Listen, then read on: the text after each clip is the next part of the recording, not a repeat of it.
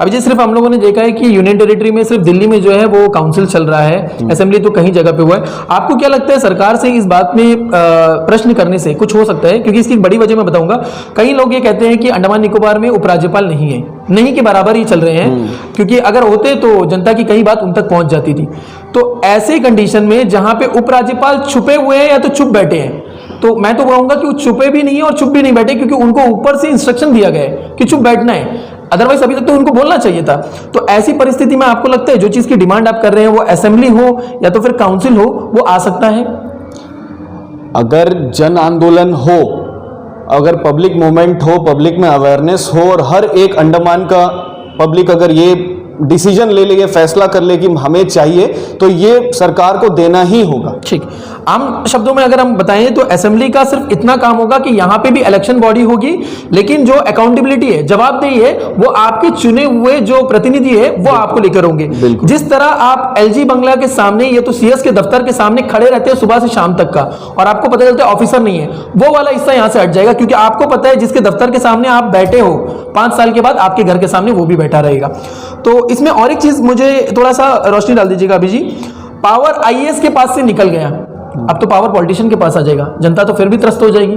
पहले आईएएस परेशान करते थे, अब पॉलिटिशियन परेशान करेंगे, जनता को राहत कैसे मिलेगी? देखिए, करप्शन की बात अगर आप कर रहे हो, बिल्कुल सही बात है। अगर हमें अगर कुछ अच्छाई मिल रहा है तो उसके साथ में बुराइयां आएगी, ये तो निश्चित बात है। ये हम लोगों को, जब हम मान लीजिए फॉर एग्जांपल फ्यूचर में अगर असेंबली आ रहा है या तो प्रदेश काउंसिल का सेटअप हमें मिल रहा है, एक डेमोक्रेटिक सेटअप, तो ये हमारा भी फर्ज बनता है कि हम जिसको वोट दे वो एक ईमानदार आदमी हो, वो एक अच्छा इंसान हो, जो अकाउंटेबल हो हर चीज के लिए, जो करप्शन ना करे।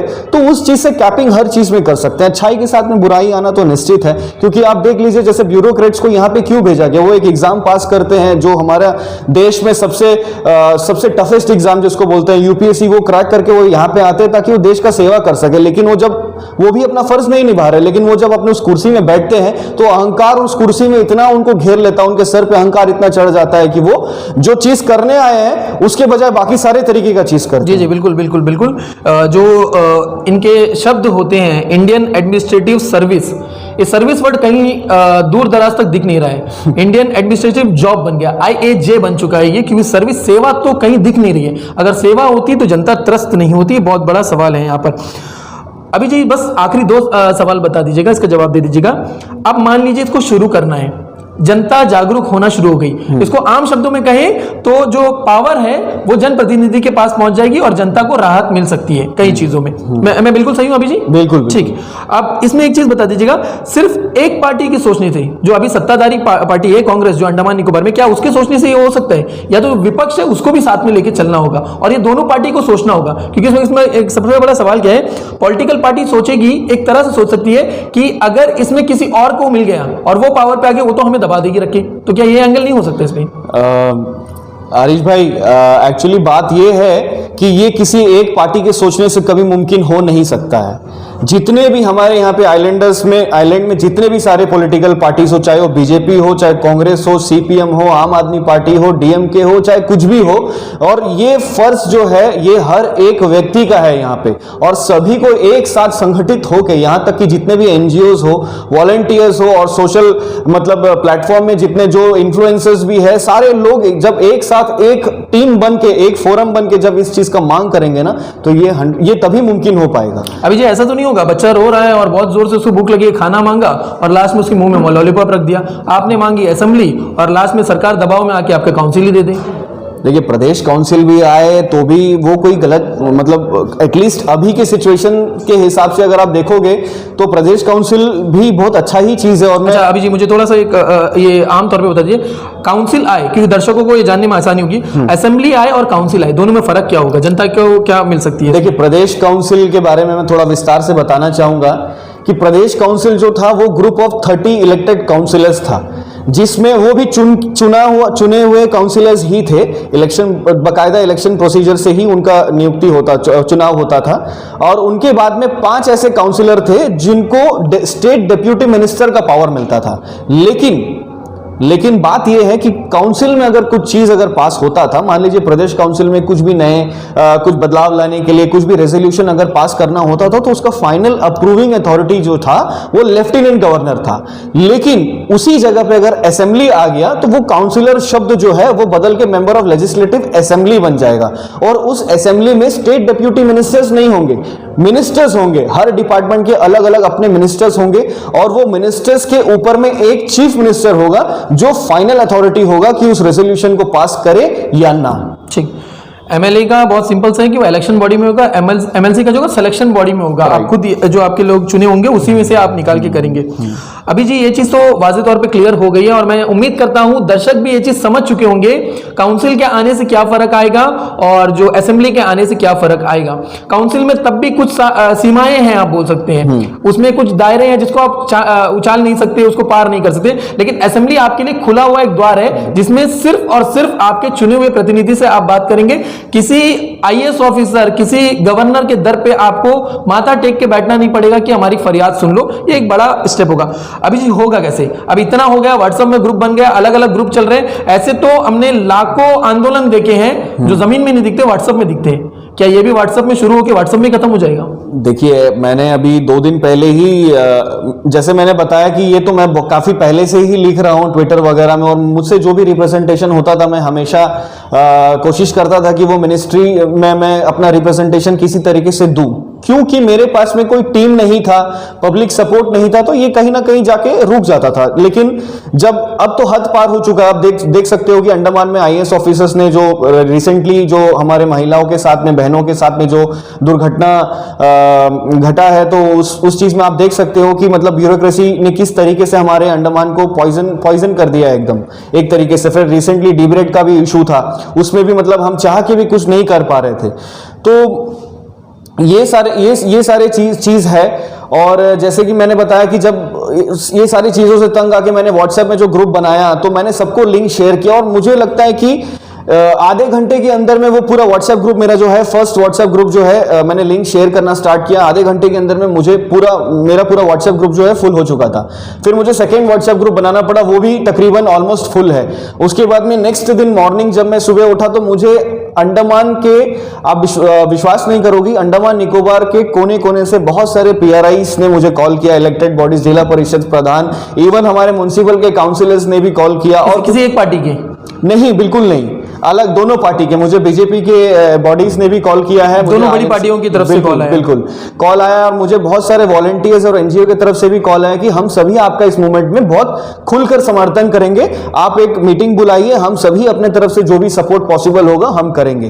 तो इसको एग्जीक्यूट करने के लिए मैं सबसे पहले क्या कर रहा हूं कि मैंने सबसे रिक्वेस्ट यही किया कि आप पहले अपने पंचायत में जाके या अपने म्युनिसिपल वार्ड्स में जाके पब्लिक को अवेयर करिए, ताकि पब्लिक का सपोर्ट रहना हमारे साथ में बहुत ज्यादा जरूरी है। उसके बाद में हम जो भी मिलजुल कर सबसे पहले एक फोरम बनाएंगे, उस फोरम के थ्रू हम इस चीज को आगे लेके जाएंगे। अंत तो केंद्र सरकार के हाथ में ही है। तो आप लोग चाहते हैं एक आंदोलन का माहौल बने, केंद्र सरकार जाने की ये चीज की डिमांड यहाँ पे। बिल्कुल। अभी जी कोई भी चीज जब होती है ना, उसका कोई वजह होता है। पद, पैसा, नाम, क्या चाहिए आपको? देखिए, मैं अगर इलेक्शन लड़ना चाहता तो इस बार ही मेरे पास अच्छा मौका था, मैं इलेक्शन लड़ सकता था। लेकिन ऐसा इलेक्शन लड़के फायदा ही किया कि जिसमें आप चुन के आ रहे हो लेकिन आप पब्लिक के लिए कुछ कर नहीं पाओगे। तो वो डेमोक्रेटिक सेटअप जो है ना, वो सिर्फ केवल मेरे लिए नहीं, ये आइलैंडर्स जो इलेक्शन लड़ना भी चाहता है उसके लिए भी, या जो नहीं भी लड़ना चाहता, हर एक सिटीजन के लिए इक्वली अभी रिक्वायरमेंट है इस चीज का। तो पद, पैसा, नाम, ये तीनों के बारे में आप सोच नहीं रहे? ना पद चाहिए ना पैसा चाहिए कि वो बोले कि अभी सामने आ जाओ, इतना पैसा देता हूं, आप तुम लीड कर लेना, या तो फिर आपको नाम चाहिए, भाई लोगों में पता तो चले कि बंदा कर रहा है, कम से कम कल पॉलिटिकल पार्टी का कोई बंदा। देखिए, पैसा कमाने के लिए, पद लेने के लिए, पद तो मेरे पास अभी भी, मैं एक पार्टी से बिलोंग करता हूं, लेकिन मैंने अभी भी यहाँ पे जो इंटरव्यू दी है, मैंने अपना पद का जिक्र नहीं किया, और मैं जिक्र करना भी नहीं चाहता हूं कि ये एक पॉलिटिकल मूवमेंट नहीं है, ये एक पब्लिक मूवमेंट है, और ये पब्लिक के द्वारा ही सफल हो सकता है। ठीक, आप बता रहे कोई पॉलिटिकल पार्टी इसको लीड नहीं कर सकती है, संयोजित रूप से सारे पब्लिक को आना होगा, सारे पॉलिटिकल पार्टी को लाना होगा, और साथ में केंद्र सरकार के सामने बात रखना होगा कि हालत खस्ता से खस्ता हो गई, इसके बचाने के लिए डूबती हुई कश्ती को ठीक करने की जरूरत है, एक असेंबली लाकर। असेंबली से नीचे काउंसिल हो जाए तो आप एग्री करेंगे कि मतलब असेंबली से नीचे कोई बात ही ना हो, नेगोशिएट वाला कोई? फिलहाल हमारा तो मांग जो अभी करंट अभी 2022 भी ऑलमोस्ट खत्म होने वाला है, ठीक है। अब इस समय में भी अगर हम कॉम्प्रोमाइज कर ले प्रदेश काउंसिल या मतलब किसी तरीके से, या तो फिर हमें ये कह दिया जाएगा कि आप जो पंचायत और म्युनिसिपल का जो पुराना पावर्स है वो हम वापस कर देंगे, ये तो मतलब रोते हुए बच्चे को लॉलीपॉप देके चुप कराने की तरह हो गई। अब असेंबली से नीचे मांगना नहीं है, क्योंकि देश और दुनिया बहुत आगे बढ़ चुका है और हम लोगों को अगर अपना राइट्स नहीं मिले तो फिर इस जगह पे रहने का और ऐसे सरकार के नीचे, ऐसे गवर्नेंस के नीचे तो मतलब एकदम घुटने जैसा हो गया है। अभी जी क्लास सवाल का जवाब दे दीजिए। लोगों का कहना है कि अंडमान जैसे इलाके में असेंबली पॉसिबल ही नहीं है, यहाँ के लिए हो ही नहीं सकता। जिस तरह से असेंबली को रेवेन्यू की जरूरत है, जिस तरह से खुद अपने पैरों पे खड़ा होता है, वो अंडमान में नहीं हो सकता। इस बारे में रोशनी डालिएगा। देखिए, रेवेन्यू, जहां बात रेवेन्यू की हुई, मैं एक बात बताऊं, प्रदेश काउंसिल के पास में भी रेवेन्यू एलोकेटेड फंड आता है और हर साल हमें अभी भी मुझे जितना नॉलेज है और मुझे जितना पता चला है कि 5 से 6 हजार करोड़ जो है अंडमान एडमिनिस्ट्रेशन को इस स्टेट को रन करने के लिए हर साल मिलता है। अच्छा, हर साल मिलता है? हर साल मिलता है, ठीक है। तो रेवेन्यू की कोई प्रॉब्लम नहीं है। और मैं ये बोल रहा हूं, जब आईएएस एक सेक्रेटरी जब एक डिपार्टमेंट को रन कर सकता है ना, लेकिन अगर एक चुन के एक मिनिस्टर जब वहां पे बैठेगा, वो सेक्रेटरी के ऊपर बैठेगा, वो डिसीजन मेकर रहेगा। एंड सेक्रेटरी का काम क्या है कि इसको ऑन पेपर या ऑन ग्राउंड्स में किस तरीके से इंप्लीमेंट करे। तो पैसा कहीं भी नहीं है, बस एक पोस्ट खाली, एक आपको मिनिस्टर का एक पोस्ट खाली आपको ऐड करना है, वैसे भी चलेगा और नहीं आएगा तो भी चलेगा ही। ठीक। दर्शकों, हम आपको एक चीज बहुत क्लियर बताना चाहते हैं। जिस तरह के हालात अंडमान में बने, एक बेटी का जो रेप हुआ, अब हुआ नहीं हुआ वो तो कोर्ट डिसाइड करेगा, लेकिन उसका एक एफआईआर होने के लिए दम कम लग गया, खून पसीना एक हो गया, लेकिन एफआईआर नहीं हो पाया। उसकी भी एक बहुत बड़ी वजह है कि ये जो राज चल रहा है ना आज अंडमान में, ये ब्रिटिश राज से बड़ा राज चल रहा है, अफसर राज, बाबू राज चल रहा है। और इस राज को खत्म करने के लिए अभिभूषण जी जैसे लोग सामने आ रहे हैं। देखिए, मांग तो बहुत पहले से चल रही है, लेकिन अब मांग जरूरत बन चुकी है। मांग तो रहे थे सब, लेकिन अब जरूरत इतनी ज्यादा बन गई है कि अब लगता है इससे नीचे बात हो ही नहीं सकती है। तो असेंबली की डिमांड कर रहे हैं, काउंसिल हो तो भी चलेगा। सबसे जरूरी बात यह है कि इसमें से कुछ भी मिल जाए, कम से कम सत्ताधारी जो पक्ष हो उसके पास में कुछ करने की ताकत तो हो, इतना होना हो कि सिर्फ कचरा काटने तक का पावर देके खत्म हो जाए। अभी जी, जनता से आप कुछ कहना चाहेंगे? हमारे चैनल के माध्यम से कई लोग आपको देखेंगे जी। जो हमारा चैनल का जो लिंक है वो राष्ट्र रूपी में भी जाता है, तो आप जनता से बताइएगा कि क्या करें और आपकी इस मुहिम में कैसे जुड़े। मैं सभी से हाथ जोड़कर ये विनम्र विनती करता हूं कि इस मूवमेंट का आप लोग खुल के समर्थन दें, और अगर आप चाहते हैं कि बदलाव हमारे अंडमान निकोबार में आए तो ये एक जन आंदोलन नहीं होगा, तो ये कभी मुमकिन नहीं हो पाएगा। तो हर एक, आप आइलैंडर्स जितने भी हैं, आप सभी लोग इस मूवमेंट का खुल के समर्थन दें और जल्दी फैसला लेंगे कि किस तरीके से इस चीज को आगे लेके जाना है। मैं अपडेट करते रहूंगा और आप लोग अगर साथ दोगे तो ये जरूर मुमकिन होगा। दर्शकों, मैं इतना आखिर में कहना चाहूंगा, हर चीज में राजनीति होना ये सही नहीं है, लेकिन राजनीति के लिए राजनीति होना बहुत जरूरी है। अगर अंडमान में बदलाव लाना है तो हर किसी को कदम आगे बढ़ाना ही होगा। आपका बहुत बहुत शुक्रिया हमारे साथ जुड़ने के लिए, हमसे बात करने के लिए। धन्यवाद अभिभूषण जी, आपका बहुत बहुत शुक्रिया।